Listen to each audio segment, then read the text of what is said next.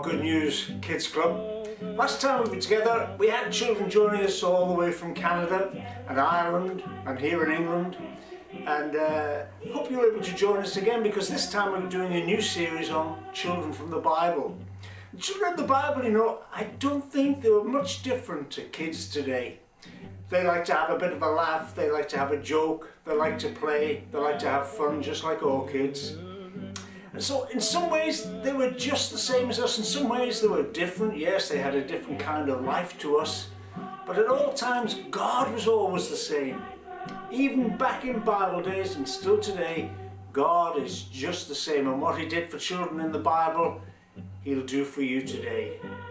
Jesus called the little children to come to Him. Jesus is still calling you as a little child to come and follow Him. And in this series, we're planning to learn a little bit more about following Jesus. I hope you'll enjoy our series together.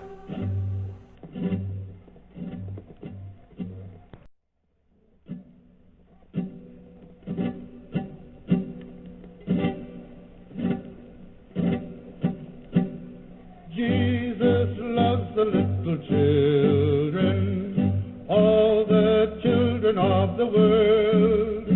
Red and yellow, black and white, all are precious in His sight. Jesus loves the little children of the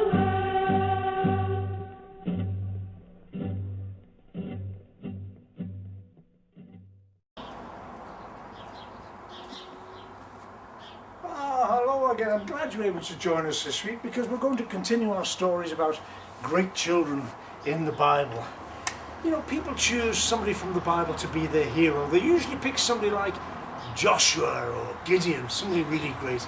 But it's very interesting that Jesus said grown-ups should become like children. Unless you become like a little child, you don't deserve to be part of the kingdom of heaven, Jesus said.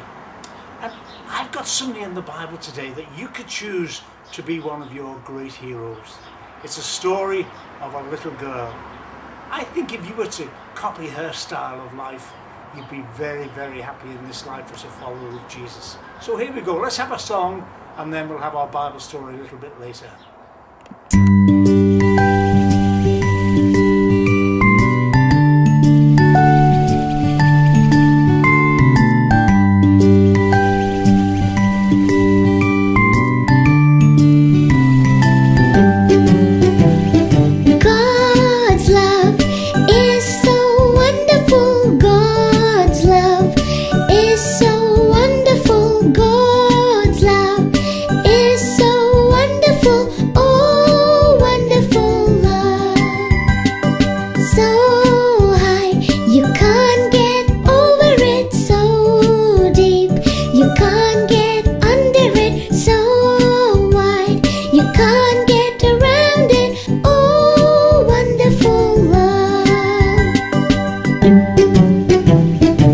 Let us sing it again, for all that He has given us.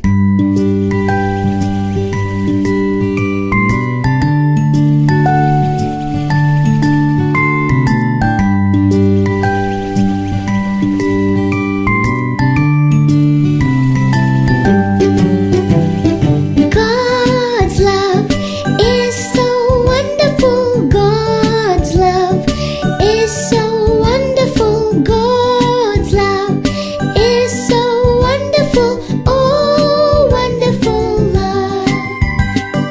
So high, you can't get over it. So deep, you can't get under it. So wide, you can't get around it. Oh, wonderful love. Thank the wonderful Lord. Today's story is about one of the strongest and greatest and most courageous people, I think, in the whole Bible. Somebody I really, really admire. At the beginning of the story, General Naaman was sitting high on the saddle of his horse. Riding down the street, the crowds gathered. They cheered and they waved. People came running out of their houses because Naaman the general was coming down the street.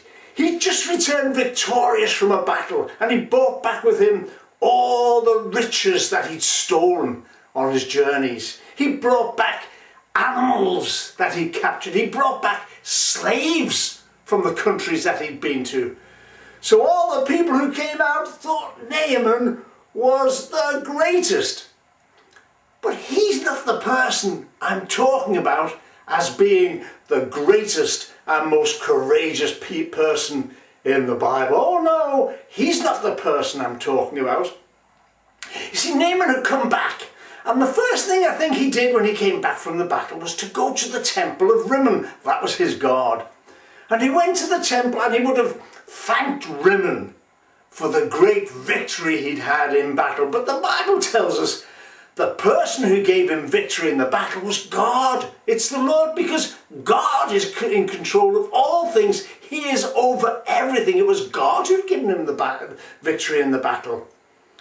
But as Naaman rode down the street and the cheers of the crowd rang out, almost worshipping General Naaman, deep in his heart, he knew that in the quieter times when all the crowd had gone away, there was a sadness that wouldn't go away. You see, when General Naaman got home that day and sat down at home, I imagine he could, at night time, like every other night, he could sit and reflect and think about all the great things he's done and the great things he's got, because he must have been a very, very rich man. He had everything you could want. He had a house that people would die for. He had riches untold. He had fame and success. Everybody knew General Naaman. Everybody thought he was the greatest. And he'd probably sit there thinking, very satisfied with himself, thinking about his big home, his lovely family, all his wealth, all his power and success. He was a great man in his own eyes. He had everything he wanted. But the thing that made him sad deep in his heart, every night before he went to bed, he would be reminded of something he had that he didn't want. Something he couldn't sell, something he couldn't even give away, something he would probably even try to hide from everybody. You see, great as General Naaman was, he had something he didn't want. He tried to get rid of it, but he couldn't. You see, Naaman was a leper. He had leprosy. That's an awful skin disease that eventually most people in those days would have died from, because there was no cure for leprosy. I guess he tried all the doctors, he'd been to all the specialists to try and find a cure for his leprosy, but he couldn't find. He would give everything, he would give anything to get rid of that leprosy. But each night he'd look at his hands and his legs, and he'd see those white sores on his legs, which would only get worser and worser with the passing days. So you see, Naaman, great as he was, is not the person I'm talking about, because deep in his heart he was very, very sad. He'd even prayed to Rimmon, and Rimmon couldn't take away his sores, so who could possibly help him? Elsewhere in his house, in the servants' quarters, maybe in a cellar beneath the ground, or in a house, a small house attached to his, a little girl slept. Well, she couldn't quite sleep. She lay on a mattress on the ground, and she rolled over and pulled the clothes round, and she shivered in the cold. Was she shivering? Or was it really just the memories that were going through her head? You see, this little girl, this little maid, was living in a house where there was everything you could possibly want, but she had nothing. In fact, she had had everything taken away from her. She was a slave girl. And on one of his raids into Samaria, Naaman had stolen the little girl away, taken her away from her family, away from her friends, away from her home. She had nothing. She'd lost everything. But wait a minute. There was something they couldn't take away from her. Something she hadn't lost. You see, this little girl is the person I'm talking about, who is one of the greatest and most courageous people I can think of in the entire Bible. You see, despite the fact that this little maid had lost everything, she hadn't lost her love for God. She had the greatest of loves for God, and she still believed, despite the fact of all the bad things that had happened to her, she still believed that God was great, that God was merciful, that God hadn't left her, that he still loved her. And as she lay there at night on the ground thinking of her home, she could be said to be a girl who had the greatest of faiths. And she had the deepest of loves. You see, let me explain. I think as she lay there at night, one of the things I would have done if I were her at least, as I lay there on the ground, I would have been thinking of my family back home. I'd be praying for my mum and my dad, saying, God, please keep mum and dad safe and let them know that I'm safe, and somehow just care for them and help them, because they'll be feeling just as sad as I am, just as hopeless as I am. Please, God, help them and help my friends. I still remember all my friends back there in Samaria. I haven't forgotten them. Lord, please bless them. And you know, I think it may have happened just this way, that as she was praying for all her family, God put a thought in her mind of somebody else to pray for. God, I think, just whispered to the little slave girl's heart, pray for Naaman. And that's why I said she had the greatest of all loves, because despite the fact that she'd been treated so cruelly, so badly, being taken away from her home and family, she still had enough love in her heart to pray for Naaman. God, I know how great you are. I know how merciful you are. And I believe, God, you could heal Naaman. And I think too, God would have spoken to that little girl and said, there's something I want you to do for me. There's one thing I want you to say. And before she fell asleep that night, thinking about Naaman, God whispered into her heart that she should tell Naaman that there is someone back in the land of Samaria who knew the power of God and could heal her. Now, if that thought came into her mind, if God had asked her to do that, I'm equally confident that there was somebody else who'd be saying something quite different to that little maid. I'm sure if God had asked her to do something for him, there'd be somebody else who'd come along, Satan, who'd say, but you know, you can't do that. You can't do that. After all, you're only a little maid. You're only a slave. You're only a girl. And what if you did it? What if you said something to Naaman and everybody laughed at you? Satan would have put into her heart and mind all sorts of doubts and fears so that she wouldn't do what God had asked her to do.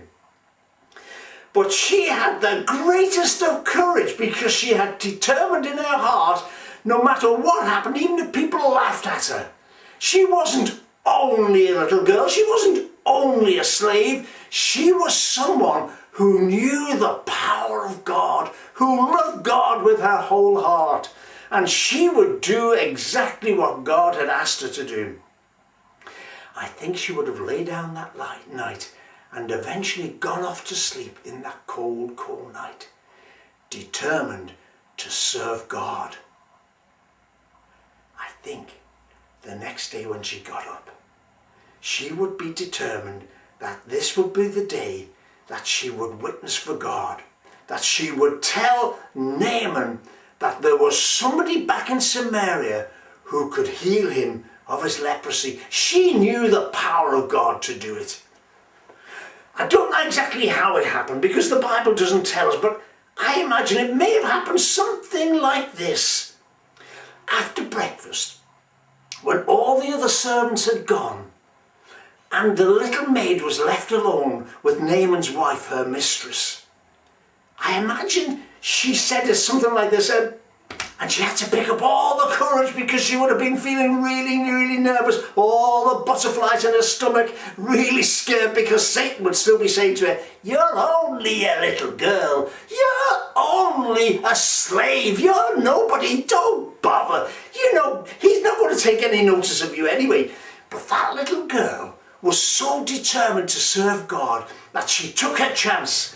Being alone with Naaman's wife, he said, "If only Naaman," she said, "if only Naaman could go back to Samaria. The man in Samaria, Elisha, has the power of God to heal him of his leprosy." There, she'd said it. It was out. She'd done what God had told her. She'd given a message.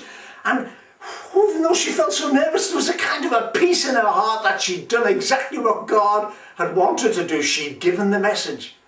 Now, Naaman's wife, I don't know this for sure, but I expect Naaman's wife at first thought, I wonder if that could be true. I know Naaman would do anything. He'd give everything he had to get rid of that leprosy. What if what my little servant girl has said is true? What if there really is somebody back in Samaria who could heal Naaman of his leprosy? And so she determined that she'd do everything she could to get Naaman to Samaria. Now, I don't know whether it was her or whether it was a servant or whether it was Naaman himself, but she told Naaman exactly what the little slave girl had said. And somebody went to the king of Syria, and Naaman was friends even with the king. He knew everybody who's anybody important. Somebody went to the king of Syria and said, "King, do you know your friend Naaman, General Naaman, who's got the leprosy? I heard his little slave girl say that there is somebody in Samaria who could heal him of his leprosy." "Really?" said the king, steps back in amazement. "Really? There's somebody in Samaria who can heal him? Well, we'll have to do something about this. Bring Naaman to me." So Naaman came to the king, and the king said, "Naaman, I'll tell you what we'll do. Here's the plan. This is what we'll do. I'll give you loads of money, like £1 million, and I'll give you really nice clothes, and you can take them to the king of Samaria and take a letter. I'll write a letter, take all the money and take the clothes and take this letter that I'll write, and I'll tell the king of Samaria to heal you of your leprosy." "Good idea, boss. Good idea. I'll do it." And so General Naaman saddled his horse again, got all his servants with him, and he saddled up the donkeys with all the money, and I think that some people think there was as much as £1 million. And he took the money and the clothes and the letter, and he set off for Samaria. Well, it was a long way away. It would have taken quite a long time to get there. And I think there probably would have been quite a mixture of excitement and at the same time some doubt creeping into Naaman's mind. I've tried everything else. I've tried the doctors. I've tried Rimmon. I've prayed to Rimmon. And if Rimmon can't help me, who could possibly help me? But it's worth a try. I'm going to go and I'll find this person who can heal me. I'll find Elisha and I'll tell him that I need to be healed, and I'll give him all this money, and then I'll be better. So the journey began. Naaman set off on a possible...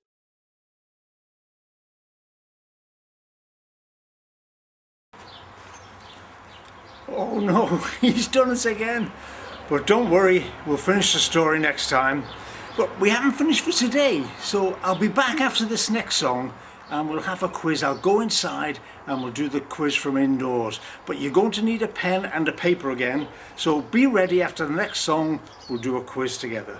See you in a moment.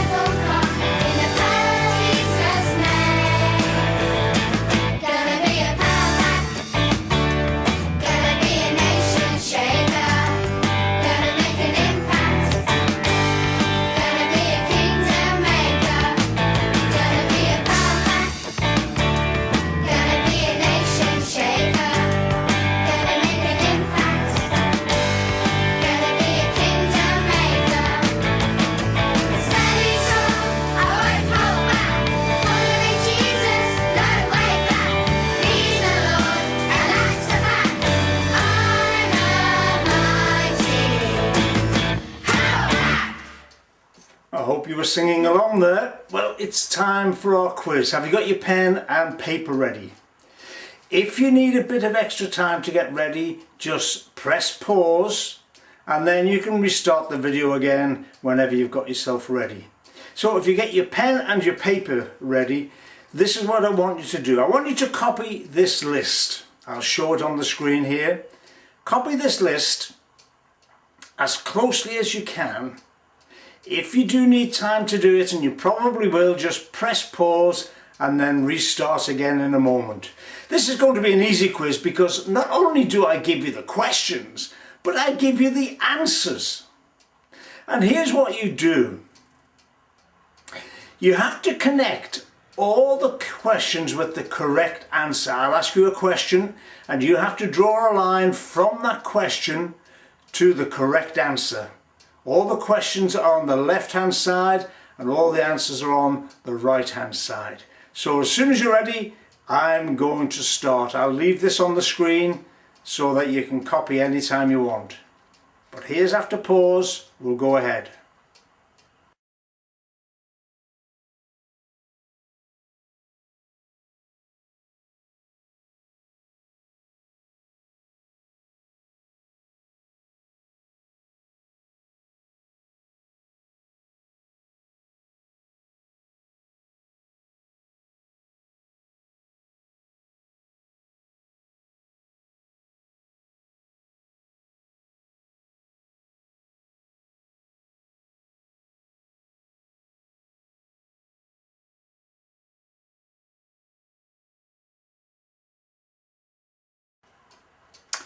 Now then, here come the questions. Have you got your pen and paper ready? So, question A. You should have money. Now the question is, in today's story, I said that the king of Syria gave Naaman a load of money. How much money did he give? The amount is on the right hand column. So draw a line from A, money, to the correct number, the correct amount of money that the king gave to Naaman. Here's the next question, B. When I told the story of David and Goliath, and this is an easy one for you, I said he killed someone. How many giants did David kill? Now that's an easy one, isn't it? Draw a line from giants down to the number of giants that David killed in the story. The next question. When I told the story of David and his family, I said that Jesse had a lot of sons. Can you remember how many sons did Jesse have? Draw a line from sons to the correct number in the right hand column. Now then, the next question, D, Psalm. I mentioned that in the story of David, he wrote a psalm about the shepherd and his sheep. And we played a song about it. The Lord is my shepherd. Now, can you tell me what number psalm it was? Draw a line from Psalms to the correct number in the right hand column. Psalm number, there you go. The next question, E, in today's story, Elisha told Naaman to go and dip in the river Jordan. How many times did he tell him to dip in the river? Draw a line from dipped to the correct number of times Naaman had to dip into the river Jordan. Next question, F, soldiers. This question is about David's brothers. David wasn't old enough to go and fight off in the army of Israel, though he wanted to. Instead, some of his older brothers, not all of his brothers went, but a number of his brothers went off to fight as soldiers. How many of David's brothers went to join the army? Next question. When David was a little shepherd boy, he had to protect the sheep, and the sheep got attacked by some animals. How many different types of animal did I say David killed to defend his sheep, to protect his sheep? How many animals? Draw a line from animals to the number of animals that David had to kill to protect his animals, his sheep. Last question.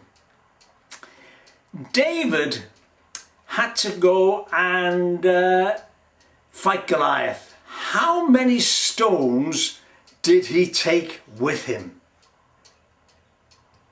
How many stones did he pick up from the brook and put in his belt? Have you done all that?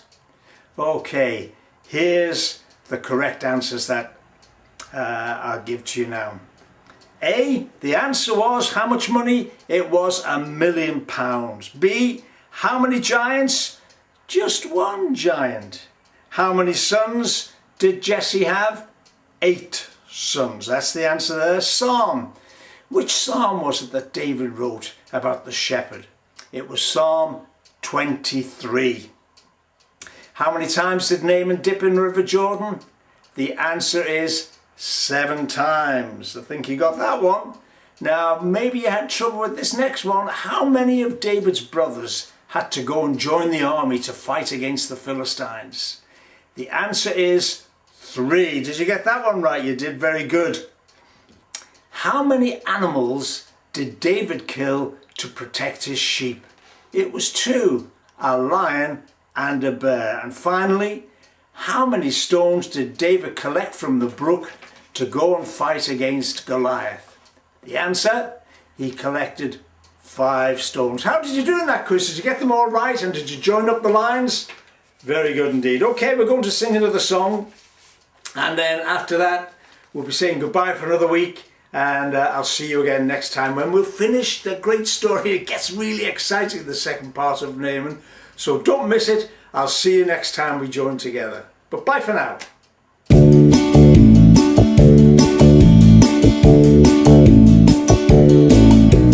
Jesus is my best friend, my best friend, my best friend.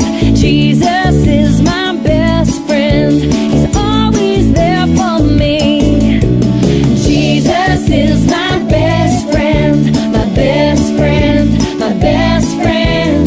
Jesus is my best friend. He's always there for me. On Sunday, Monday, Tuesday, Wednesday, Thursday, Friday, and Saturday, Jesus is my best friend. He's always there for me. Yeah.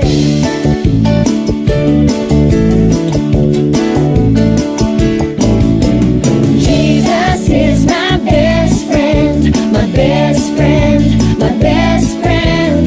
Jesus is my best friend. He's always there for me.